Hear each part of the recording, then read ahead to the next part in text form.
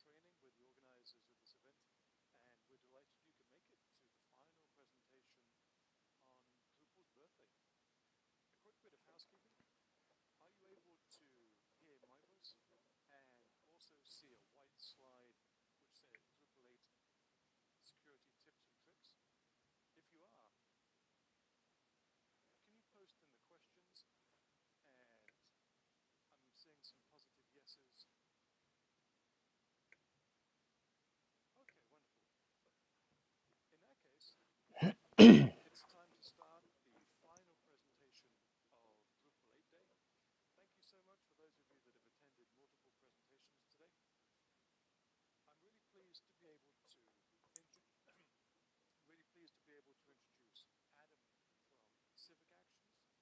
If you go to Drupal.org, you'll find that many of the security related modules, password policy, password strength, two-factor authentication, Google Authenticator login, and at least half a dozen more are maintained or co-maintained by Adam. He's a he's a director of engineering with Civic Actions, and being a security expert, he's going to be talking about Drupal 8 security today. Adam, it's a delight to have you. Over to you. Thank you so much. Can everybody hear me okay? I'll take that as a yes. And thank you. Thank you for the great introduction. I'm really flattered to be here. We will be talking about Drupal 8 security tips and tricks. This is Drupal 8 Day, the last presentation. Really excited about this. It's a little bit late here on the East Coast in the United States, but I think we'll survive. My name is Adam Bergstein. I go by Nerdstein, the Associate Director of Engineering at Civic Actions. I have a Master's of Science in Information Systems and Security from Penn State University. I'm the Drupal 8 maintainer of a bunch of different modules: taxonomy menu, password policy, key encrypt, field encrypt, file encrypt, and much more, TFA, as was already mentioned. And I want to give you guys all a really brief introduction before we really kick this off. First and foremost, wow, awesome. First birthday of Drupal 8. This is, really great. It's been an awesome year. The system's incredible. I feel like we've really come a long way. And furthermore, it's actually Dries' birthday too. I can't imagine, a greater birthday present than delivering someone Drupal 8 for your birthday. That's really awesome. So Drupal 8 is only 1 year old, and I still feel like we have so much potential to grow and evolve as a community around Drupal 8. And I'm really excited about it. I am just completely shocked by how much growth and how much we've matured as a community just with its release in 1 year. It's been really amazing. And I think the future is looking really great. I'm super excited about it. So what about security? Well, the first thing I want you to understand is security is hard. It changes all the time. There's people constantly trying to attack your system in different ways and in new ways and challenging ways. And the solutions themselves are always evolving around that. And it's just very hard to do. You have to secure everything. You have to look at your application, you have to look at your infrastructure, your users, and everything. But one of the key things to understand is you need to evaluate the problems that you are trying to solve. I talk a lot about different solutions in this presentation, but I want to make sure that everybody doesn't just go and enable the modules because I'm not really confident every module meets everybody's needs. I don't think that's the case. So look at the problems that you want to solve and see which ones meet your needs. So let's give a little bit of an overview of what we're going to talk about. We're going to look at Drupal core and what it provides for security techniques and tips and tricks, some hardening practices, auditing, authentication, encryption, a little bit about DevOps, some environment related issues, and we're going to take questions at the end. So let's dive right in. Let's take a look at Drupal core. First and foremost, we have to acknowledge the fact that Drupal 8 core has many new features that impact and help improve security. And I'm very happy about that.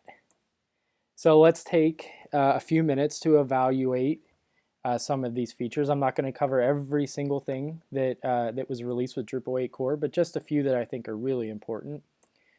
First and foremost, let's take a look at Twig. So Twig really affords some incredible security practices here. First and foremost, there's auto escaping of all variables passed to Twig templates, and we've eliminated the need to have custom PHP inside of these templates. So basically, the themes that we do now are infinitely more secure because of this technology. PHP input filter is a module that was removed from core, and really it was one that's very suspect anyways to use, because you're putting a lot of trust in your users that are using the Drupal system to write clean and safe code. And so basically we've eliminated a vulnerability by entering custom PHP code through the Drupal administrative interface. Trusted hosts. Trusted hosts help to associate your Drupal system with a specific domain. And why that's useful is basically it enables some mediation that enables Drupal to be smarter about when it receives different requests from maybe another domain. And that can also help prevent spoofing, or help to make sure that Drupal knows it's communicating with the proper domain. And new development constructs. This is pretty big. So Drupal 8 core provides a lot of new constructs that we need to discuss to make sure that we understand how they could be used in the security world. First and foremost, plugin systems. This is really an awesome concept that was introduced with Drupal 8, where modules can basically have their own plugin systems, and the behaviors that the module uses can be extended and customized through the plugin systems. So basically, anytime there's a tool that's built or a module, it can support an API that has the ability to be customized and support more diverse use cases that can be extremely, extremely useful in the context of trying to use the core of what a module provides, but then extend it or change it, for specific behaviors or needs. Composer is another one that really has taken the Drupal community off of its own island. Composer is really great because any module that we develop, security or not, can tap into pretty much any open source project that is using Composer, and bring that into Drupal to to innovate and improve on its architecture. So what that's allowed is it allowed us to bring in new and innovative security tools that are maintained by other communities that are out in the world. And thankfully, because we have used these, we've learned a lot about these projects, and we've given back to them as well. So the whole ecosystem is actually stronger because we've used Composer, and we've opened up those opportunities as a community.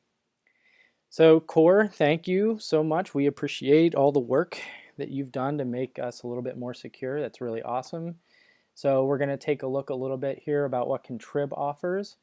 And I do want to also just remind everybody that there is a lot more than what I mentioned in the talk, but I really summarized everything. And if you want a really another good summary about what Core provides, Peter Willanen provided a Drupal 8 security talk at Drupal North. He's given it a couple other places. I'd highly recommend you look that up if you're interested in learning more. So let's get into some of the hardening techniques. All right, so what are we really referring to here? First and foremost, we want to try to find methods to lock down attack vectors in the Drupal system. That's what we're aiming to do by hardening.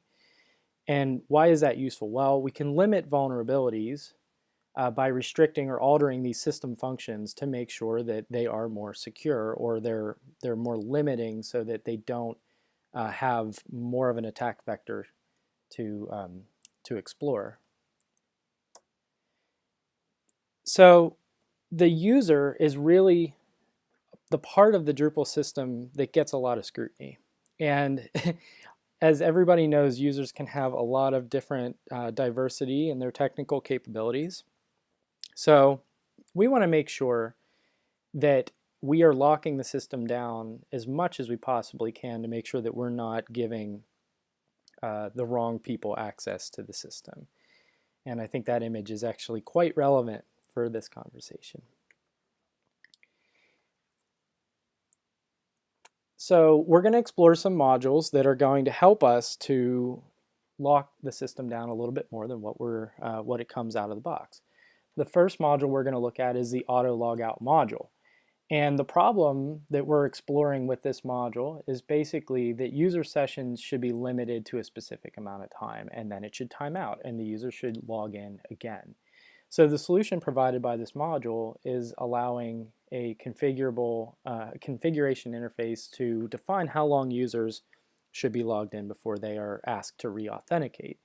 And the nice thing about this is it does allow configuration by role. So if you have more privileged users, you can have them log out sooner than unprivileged users or simple content administrators.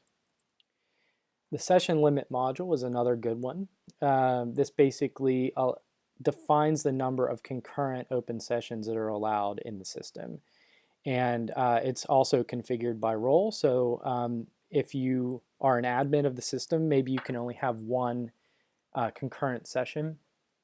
And it's really great to make sure that you could even cap it to 2 or 3 to make sure that there's not a wild use of an account being logged in anywhere in the world after a compromise. The login security module basically allows for a couple different problems to be solved. The first problem is that if your Drupal system needs to be locked down by IP address, you only want to allow people to log in from certain locations. That's one problem that it solves. The second one is around flood control. Basically that if you have an invalid login attempt, it should be capped at a specific number of attempts. Now I want to be clear that after Drupal 7, Drupal comes out of the box with flood control. I think it allows for 5 invalid attempts and then locks people out for, I think, an hour. But this extends on that, basically allowing configuration so that you can avoid brute force attacks and provide better restrictions for how people can log in. The SecKit module, very popular. Basically, this provides kind of a Swiss Army knife, jack of all trades security module that tries to improve and solve a lot of different problems.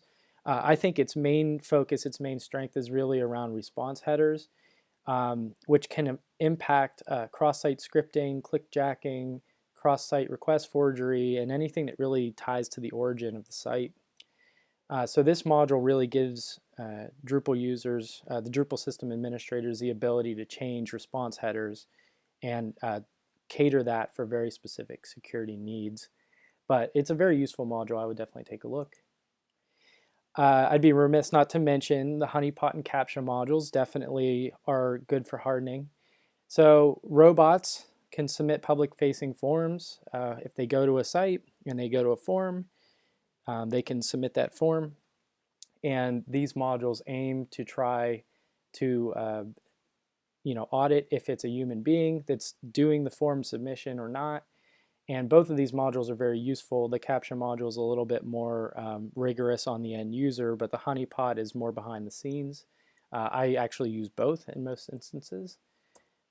And we just want to make sure that you are indeed a human, or you're not a human. And if you're not, we're not letting you in. So let's talk about auditing. Auditing is really, really, really crucial. So in the world of digital forensics, if you ever get hacked, what you need is much information at your fingertips about how you got hacked, why you got hacked, where it came from, everything. And so auditing is a really, really useful and key part of this conversation. We want to make sure that we track and store as much information as possible so that we can audit that information as needed and review it. But then there's another aspect of auditing, which is really about the tools that you can use to check your system and kind of validate its integrity. of your Drupal system itself. So in terms of auditing, let's kind of start at a high level for some tips and work down to the modules and the different tools that we have. The first thing to mention is syslog. Definitely use that over dblog. I know that seems obvious probably, but your Drupal application definitely needs your database to be healthy. And if you put your logs into your database, it's going to fill up very fast, and it's going to make your database pretty much unsustainable, unusable, hard to pull down if needed. And the syslog is really, in my mind, meant to handle a lot of logging with log rotate and things like that. So it's much more preferable to put syslog in instead of the dblog. But in general, you should really look at every aspect of your system and make sure that the data that you need is being logged. If you need to track entity transactions, user logins, everything like that, you need to identify the tools that are going to put that information into the log for you. And the general rule of thumb, in my mind, is to log as much data as possible. You need data whenever things don't go well. So guess what? Log all the things. All right, so how can we do that? Well, let's start with some toolkits to get your system scanned. The site audit module is really a general purpose scanning tool that enables a Drupal site administrator to see if they're following some known best practices that have been defined in the community. So the solution is basically installing this module, and it performs a static analysis of the configuration and the code that you're using and everything that's in your Drupal implementation. It also is nice. It stores reporting so that you can see a history of how your site has improved or degraded over time. And it's really useful to be able to run those reports and basically see that over time and how either you're getting better, you're getting worse, hopefully you're getting better. Security review module is another one. It's very similar. And I've taken to this one. I've been working on this a little bit myself, trying to build a plugin system for this. But the main problem here is, can my system be evaluated for known security best practices? The solution is installing the module, and it performs an analysis of your Drupal system against a known set of security implementations or recommendations. And just like the site audit module, basically it stores reports, and you can look at that historically. With both the site audit module and the security review module, I want to reiterate or mention that it's really just trying to give you a general set of recommendations. It may be relevant to what you're doing, it may not be, but these are things that, like, the best practices have bubbled up, and they're trying to at least make you aware of them. Login history. This is a module that enables more data collection about the users that log in to your Drupal system. So it maintains a timestamp, the IP address, the user agent, and if the user had used a reset password link to log in.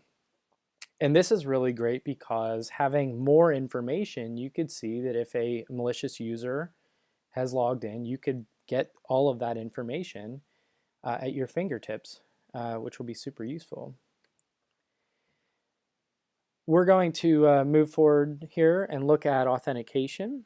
And so where is the problem space with this? Well, authentication can basically prevent attacks by making it harder to authenticate. And so approaches that people kind of get a little bit annoyed by these things, right? So they might be viewed as an inconvenience to users, but I think you have to ask yourself, what's more important? Do you want a breach or a hack? Instead of a user being inconvenienced, most people say, well, we'll take the inconvenience because we want to be more secure. And here's a meme that I think represents the user as they're trying to log into these systems. They get a little bit frustrated. So what are some examples of these modules that we're referring to? Well, two-factor authentication is a pretty well-known practice now. So how can I add an additional verification step that ensures that the user that's authenticating is the user that we want, that we intend to be? So the solution is installing the two-factor authentication module, and this adds a second factor before a user is properly logged in or authenticated to the system. And the TFA module itself is actually just an API, and it has a plugin system that supports any kind of second factor that you would ever want. And I'll talk about one example right now, which is the Google Authenticator module. This leverages the TFA module and has a plugin that basically enables Google Authenticator to serve as a second factor for that authentication. And this is great because basically it can leverage all of the tools that TFA offers and the mediation and everything, and it just installs, the plugin just installs the code that's needed for Google Authenticator to work properly. So the next problem we want to look at is how can I replace Drupal's login with a single sign-on implementation? And this is very popular for security because often single sign-on is behind a VPN, it's behind, you know, an enterprise firewall or something that basically is locked down so that, you know, you can't, you know, the public can't really get into it. So how can you replace Drupal's login with single sign-on? The Simple SAML PHP authentication module leverages the Simple SAML PHP authentication library, and the module basically hooks into Drupal and replaces gives you the option to replace a Drupal login with single sign-on. So it's definitely one that you can take a look and explore. Be really useful. This one's been around for quite some time. It has a Drupal 8 version available. Password policy. So this is the first Drupal 8 module that I ported. Thank you to Eric Webb and others that allowed me to learn on this. So this module aims to basically solve two main problems. The first one is how can I force my users to have strong passwords? The second problem is basically how can I force users to reset their password after a given duration of time? And so the password policy module aims to do that. It provides all the enforcement techniques and a basic set of rules as submodules for ensuring that passwords are very strong, and also gives you the ability to define how long until they're expected to be reset. The password policy module also has an API that enables you to put in your own custom rules for validating whether a password is strong or not. And one example is the password strength module. The password strength module leverages the API provided by password policy, and it brings in an external library called XCVBN. And all that basically does is it takes a user password and it provides a rating, you know, from 1 to 5. It's very simple. It's like a scoring system that evaluates the strength of a password. And so password policy can take that and write a rule around that and say users must have a rating higher than 3 or higher than 4 or, higher, or equal to 5. And so that rule helps to use the XCVBN library to make sure that users have a high rated password. Let's explore encryption a bit. We're going to start by trying to focus a little bit on the Drupal application. We'll get into the infrastructure a little bit more later. But where's the problem space with this? So encryption includes two primary areas, one being data at rest and the other being the communication channels. There are many different solutions that exist in every tier of your application, from your hosting to your servers to your CDN to the Drupal application itself. So encryption is really something that you need to look at very carefully and see what you think makes the most sense for your use case. So what are some general tips that I have found to be really useful? Well, first and foremost, you should always approach this from an infrastructure first approach. The lower in the stack that you apply encryption, the more secure it will be. and it's better in my mind. We also, it's pretty well known to, use full HTTPS and SSL for all web traffic in the data channels. And if you do have the ability to do this, definitely evaluate full disk encryption from your hosting or cloud provider. This is a really good way to easily turn on data at rest encryption. So let's look at some of the Drupal solutions that do this. The key module is one that Rick Hawkins and I developed for Drupal 8. And the problem that we were trying to solve is we basically wanted a secure way to manage system and API keys. Basically, anytime you have a key, we want to have a really good construct for managing that key, storing it safely, things like that. And the solution, so the key module, basically, we have an API that makes it extensible. And we have a lot of common options and operations for storing and retrieving these keys that you maintain through the key module. The encrypt module basically it works very closely with key. Believe it or not, most encryption algorithms need hashes and things to function properly. So those are stored typically within the key module, and the encrypt module supports that very elegantly in my mind. But this is another module that Rick and I tackled. So the main problem here is we wanted a way to encrypt and decrypt Drupal application data. That's all we wanted to do, is just focus on that use case specifically. So encrypt itself provides an API, a set of common algorithms, and the main utility for encrypting and decrypting information. The API is really useful for the encrypt-based modules. So we have many, many different modules that leverage the encrypt module, and they work with its APIs to extend the behaviors. So some instances, we have different algorithms, like Real AES is a module that installs AES-driven algorithms for the encrypt libraries and operations. The diffuse module is another one that is really popular and super useful because it supports streaming, which is really useful for files. And we'll get to that in a moment. Another two modules that I've actively ported and worked with others to help port are the field encrypt and file encrypt modules, and these are really specifically focused on application data in Drupal.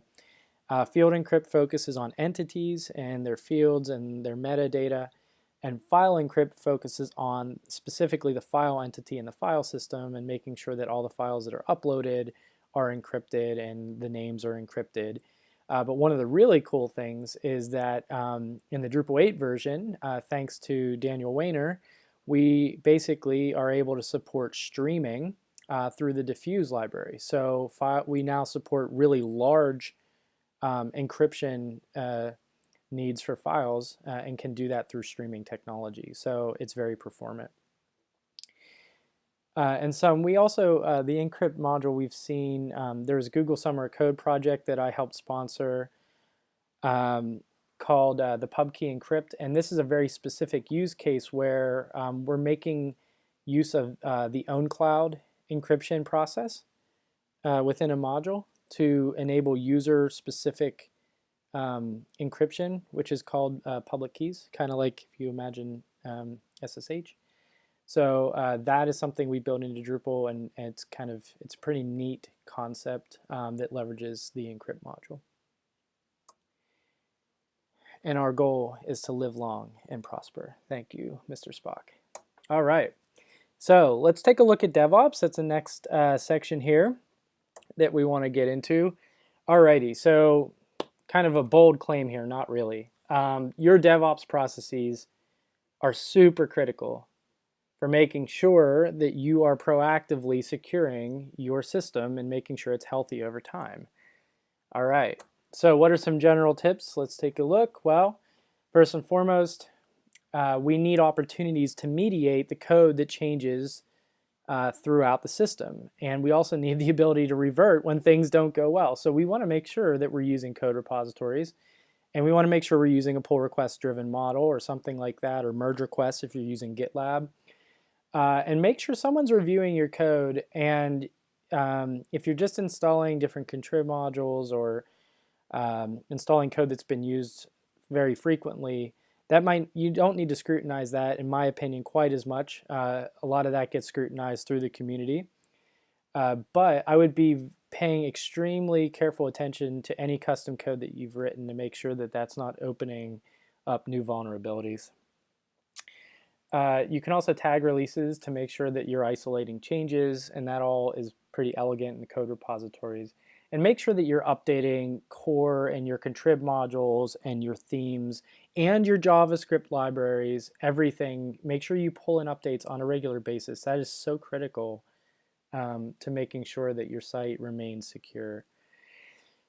And, this is kind of pretty well known, right? But automation really helps to avoid manual mistakes, and I highly and strongly recommend that you do what you can to leverage tools like Drush to script the things that you want to automate, whether it's your releases or your code scanning or anything that you need to do to ensure that you're maintaining the system effectively.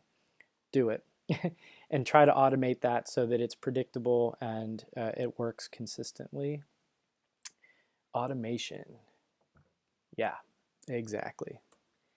So let's look at some modules that assist with DevOps. We already talked about Drush, so we're going to move past that. The coder module in Drupal, basically the problem that we want to solve is I want to scan my code for best practices that are defined by the Drupal community. Well, the solution is the coder module ships with PHP code sniffing extensions for Drupal 8 to make sure that your code follows the community conventions. And this is super important, especially for security, because it makes sure that the code that you're writing follows these conventions and people can easily understand it and pick it up and run with it. The hacked module, and this is a really, really good one to make sure that you're running. So the problem is I want to make sure that core and contrib have not been tampered. And it is a best practice to make sure that people don't go in and directly edit core or contrib. You can use patches, right? But you shouldn't really be touching anything core or contrib related. You can code around it using APIs, and that's the recommended approach. So the solution here is the hack module basically scans all your code to identify differences that are in your solution compared to what is found or offered by Drupal.org. So this gives you and isolates all of these changes that are super critical for making sure that you're following that best practice and doing so effectively. Okay, the backup and migrate module. So the problem that we want to solve with DevOps here is I want regular backups of my system, and this is really useful in case if you ever get hacked, you want to be able to restore, a good copy of the site, your Drupal application. So the solution here, the backup and migrate module, allows you to perform regular backups. It can integrate with Drush, and this can be really useful for when you need to do restoration if that ever happens, if your system ever gets compromised, which hopefully it doesn't. That's the ideal. So lastly, we're going to take a look at some environment fixes here and some things that tips and tricks in the environment space. There's not a lot. This is not necessarily my area of expertise. We have a lot of folks in Civic Actions that are very, very strong in environment and cloud technology, but I'm going to pretend that I am for a moment. So first, the claim that I'm going to make here is that securing your infrastructure is equally as important to securing your Drupal system. It's a must. You have to have both. You can't ignore your infrastructure and just secure your Drupal system. People will find backdoors, and they'll go right around any Drupal application security techniques that you have in your system.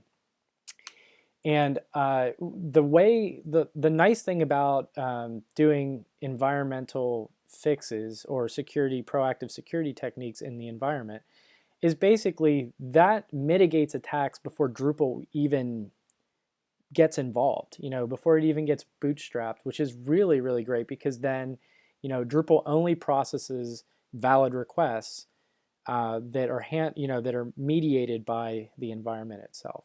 So let's take a look at these general tips here. Well, first and foremost, I strongly recommend using a multi-environment code workflow to make sure that you're only pushing vetted code to production. You should have at least a development environment, if not a staging environment.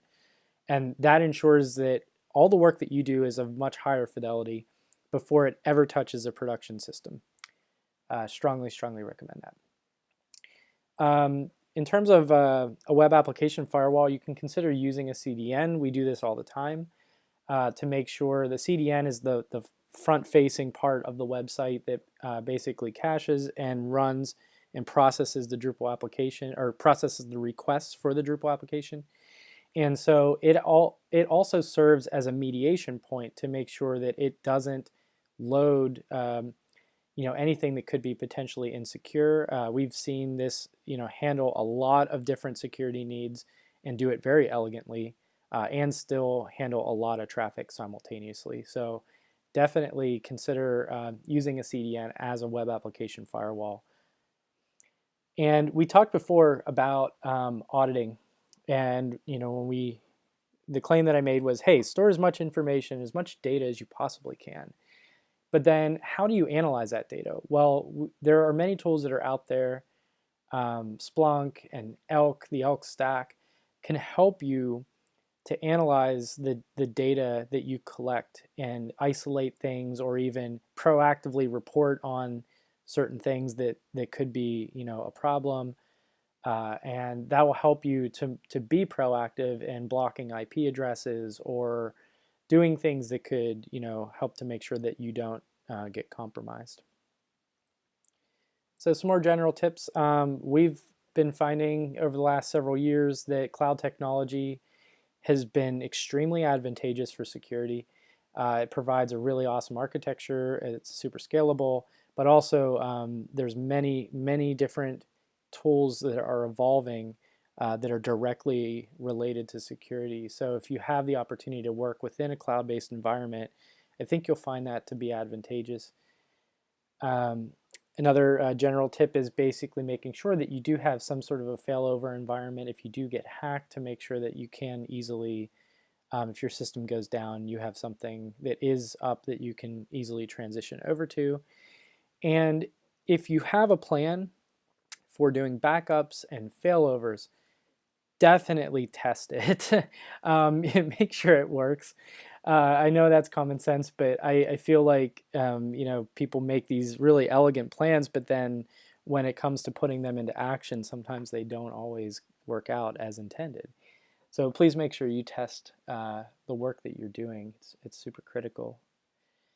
I wanted to end with a couple acknowledgments. I want to start by just recognizing how awesome my company is. Civic Actions, the team that I work with is incredible. The company is incredible. I just love them dearly. The Drupal community is incredible as well, and we're really standing on the shoulder of giants here. The people who put Drupal 8 in place, and people who give their whole, their lives to doing this. It's really great, and major kudos to all of you. I want to thank all the organizers, past presenters, and the participants today for this Drupal 8 Day. It's really awesome. I hope this happens every year. And just a reminder that Peter Willanen's presentation, I want to thank him. A lot of the information about security that I've learned has come from him and his presentations. He's a great advocate for security in the Drupal community, so thank you, Peter. And I want to thank all of you again for having me, and I will open the floor for questions. Wonderful. Thank you so much, Adam. It doesn't look like we have too much in the way of questions here. Maybe people are getting tired this time of day.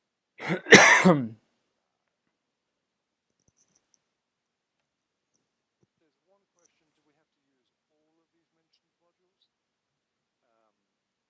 suspect the answer to that is no. You can pick and choose. Yeah, that's correct. In fact, it's actually my recommendation because um, you want to pick and choose the modules that you need for your use case.